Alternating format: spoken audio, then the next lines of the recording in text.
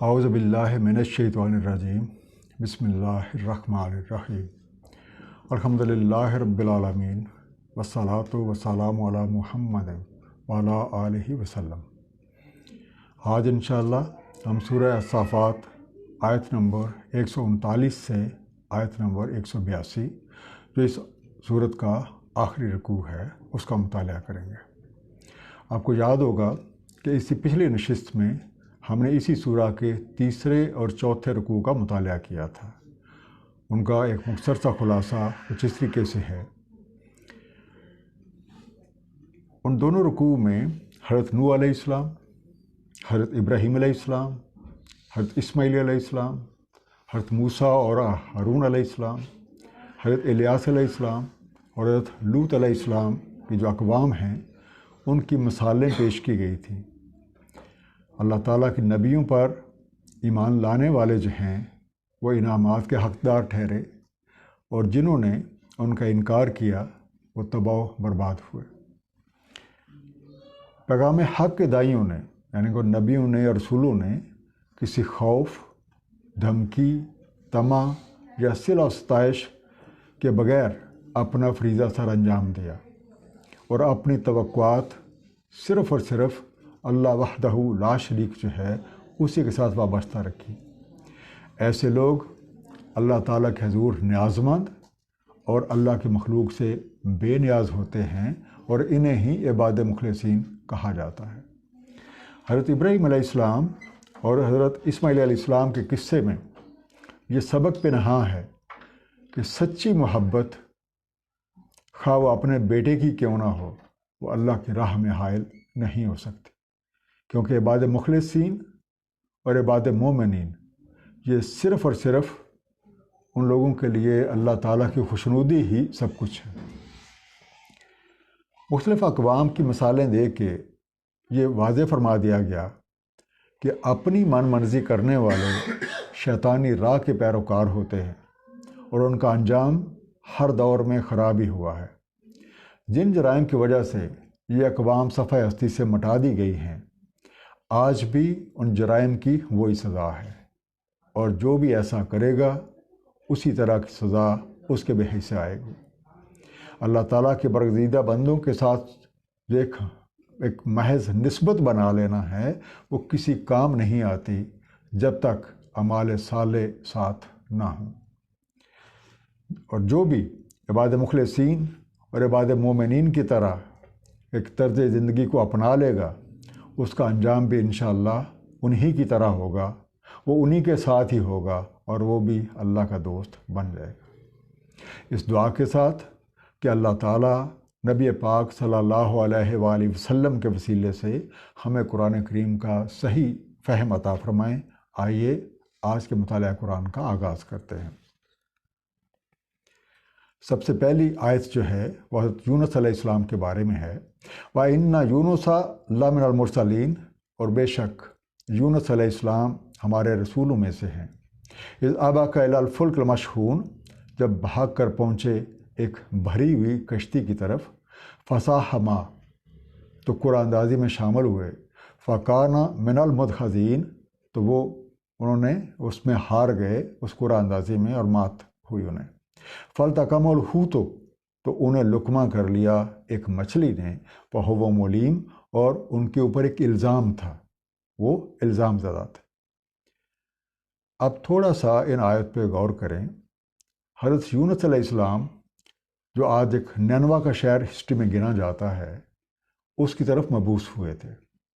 آپ نے بادشاہ وقت اور لوگوں کو اللہ تعالیٰ کا پیغام پہنچایا، لیکن کسی نے بھی ان کی باتوں پہ کان نہ دھرے، بلکہ الٹا آپ کا مذاق اڑایا۔ جب آپ نے دیکھا کہ لوگ راہ راست کی طرف متوجہ ہی نہیں ہو رہے تو آپ نے لوگوں کو اللہ کے عذاب سے ڈرایا۔ جب پھر بھی نہ مانے تو لوگوں کو عذاب کی خبر دے کر شہر سے نکل گئے۔ اس واقعہ کی کچھ تفصیل جو ہے وہ سورہ الانبیاء کی آیت نمبر 87 اور 88 میں کچھ اس طریقے سے اللہ کریم نے بیان فرمائی ہے۔ اور مچھلی والے کو جب چلا گیا غصہ ہو کر اور سمجھا کہ ہم نہ پکڑیں گے، پھر پکارا ان اندھیروں میں نہیں کو حاجت روا سوائے تیرے، تو بے عیب ہے اور میں ہوا غلط کاروں سے۔ پھر سن لی ہم نے اس کی فریاد اور بچا دیا اس کو اس گھٹن سے، اور اسی طرح ہم بچا دیتے ہیں ایمان والوں کو۔ اور دوسرا یہ جو ذکر ہوا کہ ایک قرآن اندازی میں شامل ہوئے، مات کھائی، پھر ایک مچھلی جو ہے اس نے لقمہ کر لیا۔ یہ تھوڑی سی بیک گراؤنڈ اس کی یہ ہے کہ اس زمانے میں ایک دستور تھا کہ جو بھاگا ہوا غلام ہے اسے دریا میں پھینک دیا جاتا تھا، اور قرآن اندازی میں ہر دفعہ حضرت یونس علیہ السلام کے نام نکلا اور انہی کو دریا برد کر دیا گیا۔ فلولا انہ کان من المسبحین، اگر نہ ہوتے وہ تسبیح کرنے والوں میں سے، للبث فی بطنہ الی یوم یبعثون، تو پھر رہتے اسی کے پیٹ میں یوم یبعثون تک۔ اور یوم یبعثون کیا ہے؟ جس دن سارے اٹھا کھڑے کیے جائیں گے۔ فنبذناہ بالعراء وہو سقیم، تو پھر ہم نے لا ڈالا انہیں ایک چٹیل جگہ پہ، اور وہ تھے سقیم، بلکہ سکم ہوتا ہے کسی چیز میں کوئی کمی ہونا، اور جب بندہ سقیم ہوتا ہے اس کا مطلب کہ اس کی طبیعت جو ہے وہ ناساز ہے، طبیعت ٹھیک نہیں ہے، کوئی ایک کمزوری کی حالت میں ہے۔ وَأَنبَتْنَا عَلَيْهِ شَجَرَةً مِّن یقطین، اور ہم نے اگا دیا ان پہ ایک شجرہ بیلدار۔ اب مفسرین کے بیان کے مطابق یہ بات واضح ہوتی ہے کہ حضرت یونس علیہ السلام کو 3 قصوروں کی وجہ سے مصائب اٹھانا پڑے۔ سب سے پہلی بات کہ انہوں نے عذاب کا دن خود ہی متعین کر دیا تھا، حالانکہ اللہ تعالیٰ کی طرف سے ایسا کوئی اعلان نہیں ہوا تھا۔ دوسری بات، وہ دن آنے سے پہلے ہی ہجرت کر کے ملک سے چلے گئے، حالانکہ نبیوں کو اس وقت تک اپنی جگہ نہیں چھوڑنی ہوتی جب تک اللہ کریم کا حکم نہ آ جائے۔ تیسری چیز، استغفار کے نتیجے میں حضرت یونس علیہ السلام کی قوم پر سے عذاب ٹل گیا۔ حضرت یونس اس لیے واپس نہیں گئے کہ لوگ ان کو جٹلائیں گے اور انہیں شرمندگی اٹھانا پڑے گی، حالانکہ اللہ کی شان تو یہ ہے کہ جب اس سے معافی مانگے تو وہ معاف کر دیتے۔ اللہ تعالیٰ ستار العیوب ہیں اور غفار الذنوب ہے۔ یہ نقطہ بھی قابل غور ہے کہ عذاب کی پیشگوئی خود حضرت یونس علیہ السلام نے کی تھی۔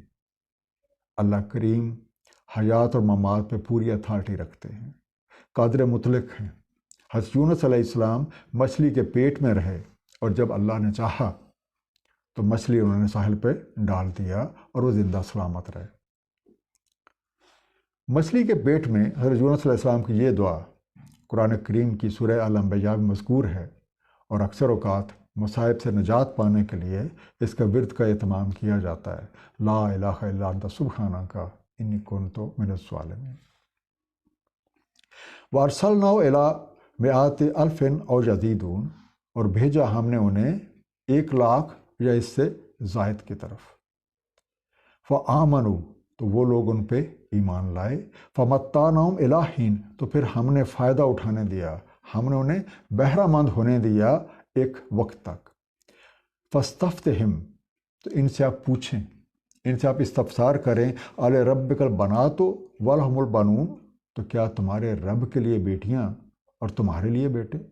ام خلقنا الملائکۃ اناثا، تو کیا ہم نے جب خلق کیا ملائکہ کو مؤنث، وہم شاہدون، یہ کیا ادھر گواہ تھے یا ادھر موجود تھے کہ دیکھ رہے تھے؟ اب یہ جو آیات ہیں، تو پہلی جو 2 آیات ہیں وہ حضرت یونس علیہ السلام جو ہے انہی کے بارے میں اور ان کی قوم کے بارے میں ہیں۔ جب حضرت یونس علیہ السلام نے اللہ سے استغفار کیا اور توبہ استغفار کی تو اللہ تعالیٰ نے انہیں معاف فرما دیا، اور آپ کو حکم دیا کہ دوبارہ اپنی قوم کی ہدایت اور رہبری کے لیے نینوا تشریف لے جائیں۔ حضرت یونس علیہ السلام جب اپنی قوم کے پاس پہنچے تو اہل نینوا نے آپ کا پرجوش استقبال کیا، اور پوری قوم آپ کی تعلیمات پر عمل پیرا ہو کر اللہ کی وحدانیت پہ ایمان لے آئے۔ اور حضرت یونس علیہ السلام کے جب ان حالات پہ غور و فکر کیا جاتا ہے تو ایک خاص طرز کا پتہ چلتا ہے۔ غلطی ہونے کے بعد جب اس کا احساس ہوا تو حضرت یونس علیہ السلام فوراً اپنے رب کی طرف متوجہ ہوئے اور اس سے معافی مانگی، نہ کہ اپنی غلطی پر اصرار کیا اور نہ اس کی کوئی تعویلیں پیش کی۔ اور یہ وہی طرز ہے جو حضرت آدم علیہ السلام نے غلطی ہونے پہ اختیار کی تھی، اور یہ کہا تھا ربنا ظلمنا انفسنا وَإِن لَّمْ تَغْفِرْ لَنَا وَتَرْحَمْنَا لَنَكُونَنَّ مِنَ الْخَاسِرِينَ، جو کہ سورہ اعراف کی آیت نمبر 23 میں دی ہوئی ہے۔ اے ہمارے رب، ہم نے ظلم کیا اپنے اوپر، اور اگر آپ نے نہ کی ہماری مغفرت اور نہ فرمایا رحم تو ہم ہو جائیں گے خسارے والوں میں۔ دوسرا، اس بات کا بھی پتہ چلتا ہے کہ جتنی بڑی ذمہ داری ہوتی ہے اتنی ہی ڈیوٹی سخت ہوتی ہے، اور اس میں کوئی بھی کمی کوتاہی قابل قبول نہیں ہوتی۔ تو اس لغزش کی وجہ سے حضرت یونس علیہ السلام جو ایک رسول تھے، انہیں بھی کچھ مصائب کا سامنا کرنا پڑا۔ اور اس واقعے میں ہمارے لیے یہ سبق موجود ہے کہ غلطی ہونے پہ فوراً اللہ تعالیٰ سے معافی مانگیں، نہ کہ ابلیس کی طرح اپنی غلطی پہ اصرار کریں اور اس کی الٹی سیدھی تعویلیں گھڑنے لگ جائیں۔ دوسری بات، ربک البنات ولہم البنون، یہ آیت یا یہ الفاظ کئی دفعہ قرآن کریم میں آئے ہیں۔ تو ایک تو معنی اس کے بیٹیاں اور بیٹے، کہ کیا رب کے لیے یہ بیٹیاں تجویز کرتے ہیں اور اپنے لیے بیٹے، لیکن اس کا ایک اور اینگل بھی ہے۔ گرامر کے جو قواعد ہیں اس کی روح سے جس لفظ کے آخر پہ تے لگی ہو تو اس کا مطلب ہوتا ہے کمزوری کا اظہار ہوتا ہے، اور یہ ہے البنات، بیٹیاں۔ تو بیٹیاں ویسے بھی چونکہ صنف نازک ہے تو کمزور ہوتی ہیں، لیکن اس سے مراد کمزوریاں بھی ہیں، کہ جس چیز میں آپ کو کمزوریاں نظر آتی ہیں، جس چیز میں کوئی کمی کوتاہی نظر آتی ہے، اس کو تو آپ اللہ کی طرف ایٹریبیوٹ کر دیں، اور جس چیز جو آپ کو اچھی لگتی ہے، جس کو آپ سمجھتے ہیں مجھے فائدہ پہنچے گا، مجھے کوئی طاقت یا قوت پہنچے گی، اسے آپ اپنی طرف ایٹریبیوٹ کریں۔ مطلب یہ ہے کہ جو میٹھا ہے تو ہپ اپ اور کڑوا تھو تھو۔ تو یہ اینگل بھی آپ ذرا ذہن میں رکھیے گا۔ الا انہم من افکہم لیقولون، سن لو، جان رکھو، انہم من افکہم، بے شک یہ من گھڑت ہے، لیقولون، جو یہ کہہ رہے ہیں، یہ انہوں نے اپنی طرف سے باتیں گھڑ رکھی ہیں، اس کی کوئی حقیقت نہیں ہے۔ ولد اللہ، یہ اللہ کی اولاد ہے۔ وَإِنَّمْ لَكَاذِبُونَ، اور بے شک یہ کذب کر رہے ہیں، یہ جھوٹے ہیں، یہ جھوٹ بول رہے ہیں۔ اصف البنات علی البنین، تو کیا اس نے ترجیح دی ہے بیٹیوں کو بیٹوں پر؟ ما لکم، کیا ہو گیا تمہیں؟ کیف تحکمون، کیسا فیصلہ کر رہے ہو، کیسی بات کر رہے ہو؟ افلا تذکرون، کیا تم کو غور و فکر نہیں کرتے؟ جو تم کہہ رہے ہو کیا اسی بات کو تھوڑی دیر سوچتے نہیں ہو کہ تم کیا رہے ہو؟ اب یہ دیکھیں کہ حضرت یونس علیہ السلام کے احوال کے فوراً بعد حقیقت سے جو ناشناس لوگ ہیں ان کا ذکر ہے کہ وہ کس طریقے سے اپنی غلطیوں پر نادم ہو کر اللہ تعالیٰ کی طرف رجوع کرنے اور اپنے طرز زندگی کو سنوارنے کی بجائے کیسی کیسی اوٹ پٹانگ باتیں جو ہیں اپنے رب کی طرف منسوب کرتے ہیں۔ ان کی من گڑت باتیں سوائے جھوٹ کے پلندے کے کچھ بھی نہیں ہیں، اور ان کی کوئی بھی حقیقت نہیں ہے۔ جیسے فرشتوں کو رب کی مخلوق کی بجائے اس کی اولاد قرار دینا، فرشتوں کو اس دلالے سے مونس قرار دینا کہ گویا جب وہ تخلیق ہوئے تھے تو یہ اس وقت موجود تھے اور دیکھ رہے تھے۔ ام لکم سلطان مبین، کیا یہ جو تم باتیں کہہ رہے ہو ان کی کوئی سند، ان کی کوئی اتھارٹی، کوئی اتھنٹیکیشن بھی تمہارے پاس ہے؟ فاتو، تو لاؤ ذرا، بے کتابکم، وہ جو تحریر ہے، وہ جو کتاب جس سے یہ پڑھ کے تم باتیں کر رہے ہو، کدھر ہے وہ؟ ان کنتم صادقین، اگر تم سچے ہو اپنے قول میں۔ وجعلوا بینہ وبین الجنۃ نسبا، اور بنا رکھا ہے انہوں نے اس کے اور جنوں کے مابین ایک نسب، ایک رشتہ۔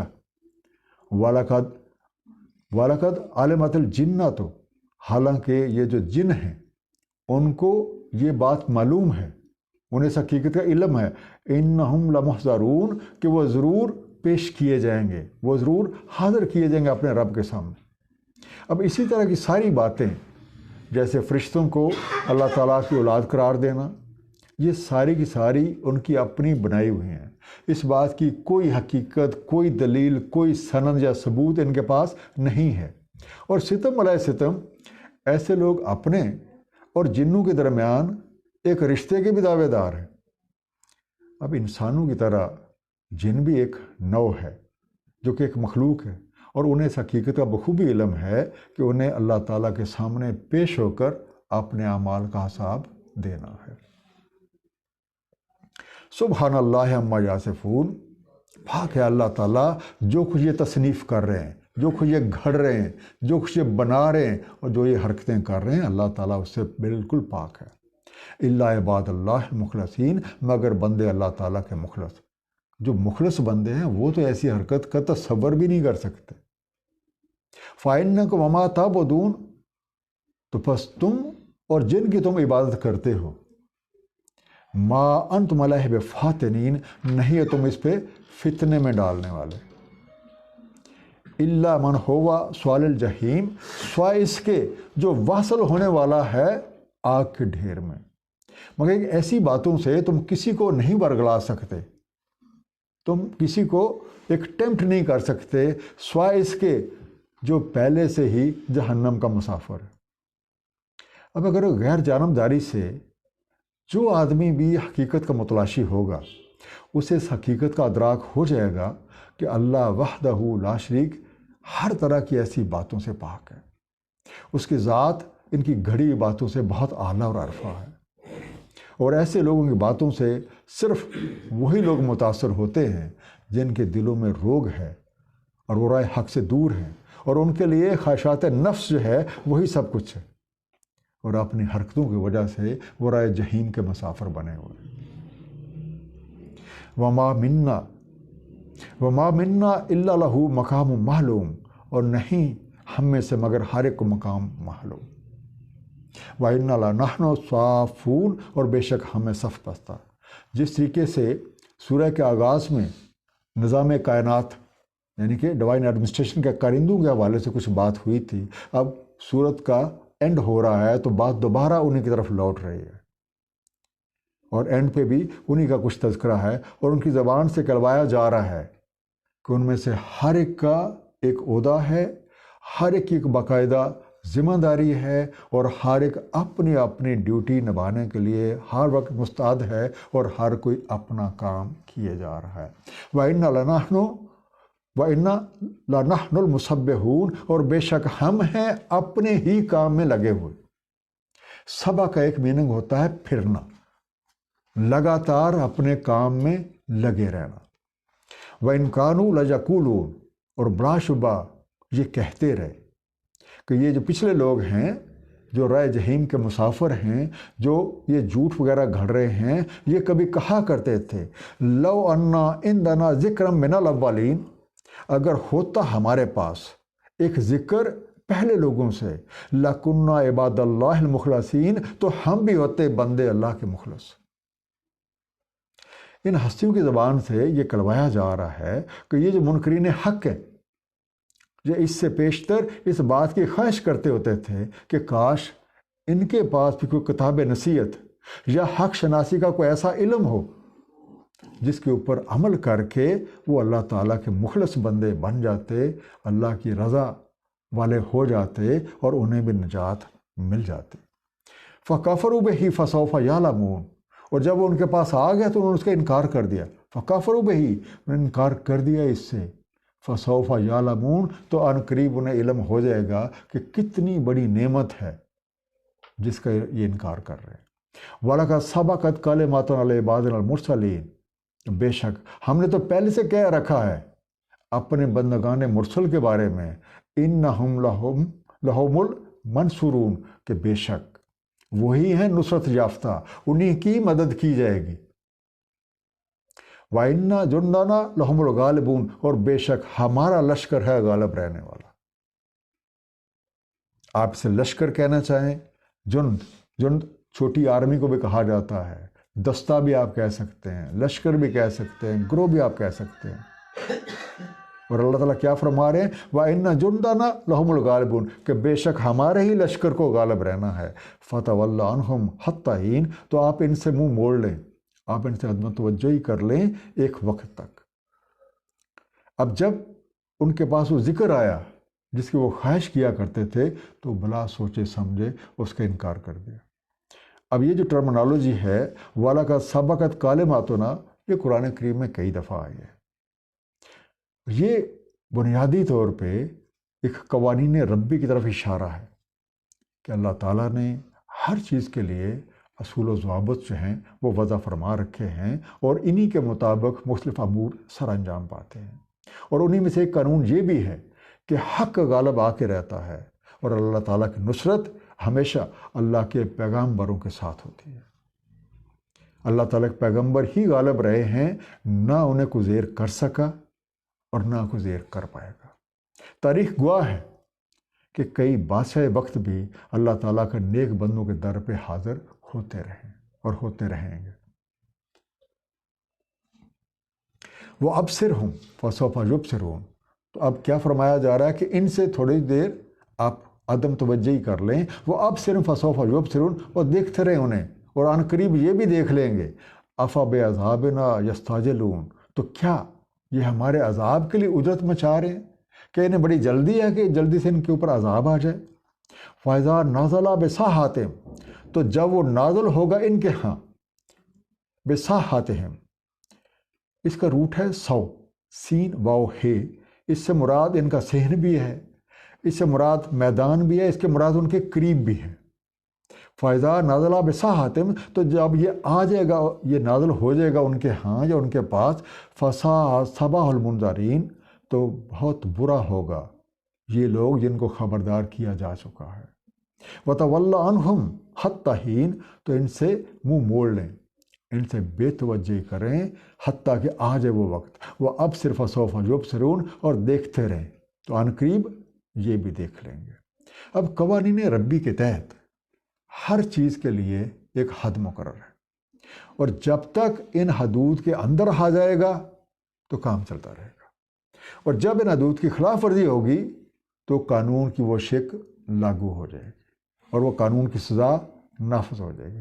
اسی طرح ہر آدمی کے لیے ایک مولت عمل ہے، اور اس مولت عمل کے خاتمے پہ اسے اپنے اعمال کی جواب دہی کرنی ہوگی۔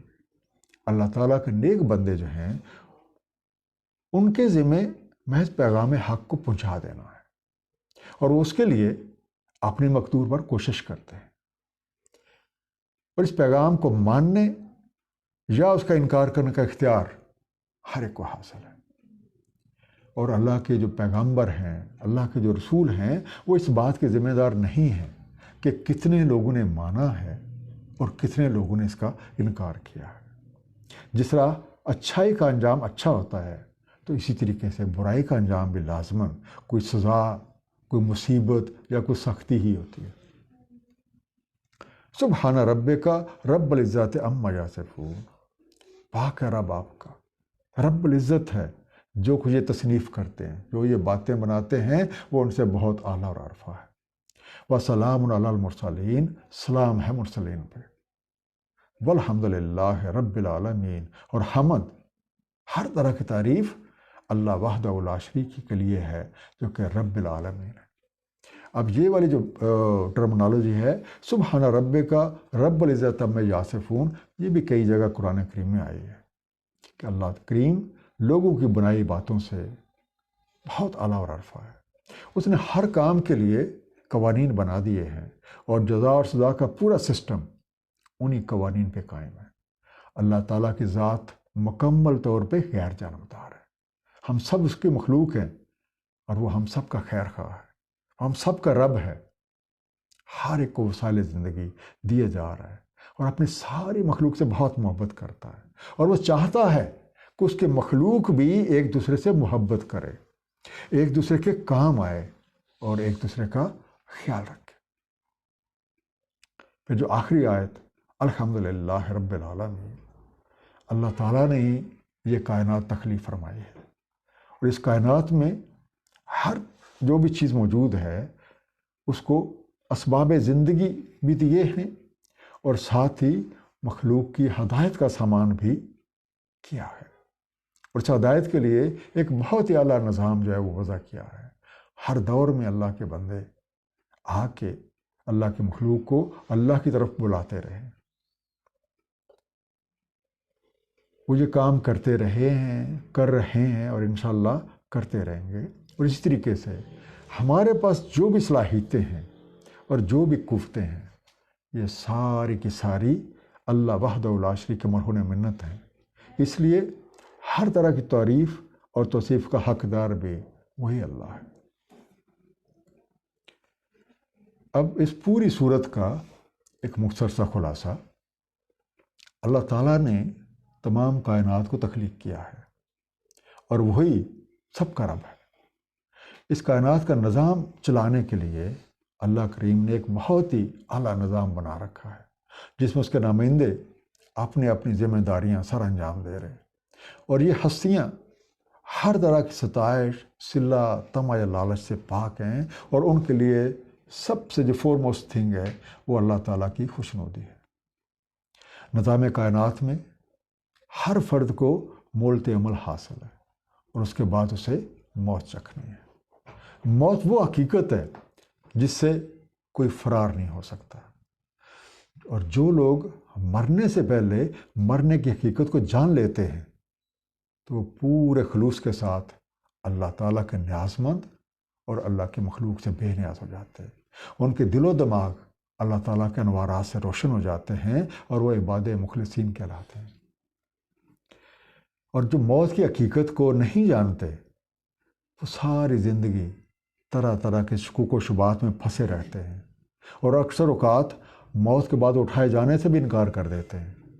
نتیجتاً ہم موت سے غافل ہو کے بھول ہی جاتے ہیں کہ مرنے کے بعد اللہ تعالیٰ کے حضور پیش ہو کر اپنے کیے کا حساب دینا۔ حضرت نوح علیہ السلام، حضرت ابراہیم علیہ السلام، حضرت موسیٰ اور ہارون علیہ السلام، حضرت الیاس علیہ السلام، حضرت لوط علیہ السلام کے اقوال کا مختصر سا احوال جو ہے وہ بطور مثال پیش فرما کے اللہ تعالیٰ نے اس بات کی وضاحت فرما دی ہے کہ رب کی پسندیدہ راہ پہ چلنے والے کامیاب، جبکہ شیطانی پیروکار جو ہیں وہ تباہ و بربادی ہو کے رہتے ہیں۔ حضرت ابراہیم علیہ السلام اور حضرت اسماعیل علیہ السلام کے احوال سے یہ واضح فرما دیا کہ سچی محبت ربی میں کوئی چیز حائل نہیں ہو سکتی، چاہے وہ اولاد ہی کیوں نہ ہو، کیونکہ جو عباد مخلصین اور عباد مومنین ہیں ان کے لیے صرف اور صرف اللہ وحدہ لا شریک کی خوشنودی ہی سب کچھ ہے۔ حضرت یونس علیہ السلام کے قصے میں یہ سبق پنہاں ہے کہ غلطی ہو جانے پر اللہ سے فوراً معافی طلب کرنا ہی احسن طرز عمل ہے، نہ کہ ابلیس کی طرح اپنی غلطیوں پہ اصرار کرنا۔ اور دوسرا، سچے دل سے جو توبہ ہے وہ بڑی بڑی آفات کو ٹال دیتا ہے، جیسے حضرت یونس علیہ السلام کی قوم نے جب توبہ استغفار کیا تو اللہ تعالیٰ نے ان سے عذاب کو ٹال دیا۔ حق سے ناشنا اپنی غلطیوں پہ شرمندہ ہونے کے بجائے اس کی عجیب و غریب تعویلیں کرتے ہیں۔ رسولوں سے استہزاء کرنا ان کا معمول بن جاتا ہے، اور اللہ تعالیٰ کی طرف اپنی من گڑت باتوں کو منسوب کرتے ہیں۔ ایسے سارے لوگوں کا انجام ہر دور میں تباہی اور بربادی ہی ہوا ہے اور ہوتا رہے گا۔ آخری بات جو کہنا چاہتا ہوں، اور اس صورت میں ہمیں نظر آتی ہے کہ کسی بھی نیک ہستی سے ایک محض تعلق جو ہے وہ کافی نہیں ہے جب تک خلوص دل سے آپ اس ہستی کی اتباع نہیں کریں گے، کیونکہ زبانی قول اور جو اقرار ہے اس کے ساتھ جب تک عمل کی شہادت نہیں ہوگی تو نسبت کا دعویٰ قابل قبول نہیں ہوگا۔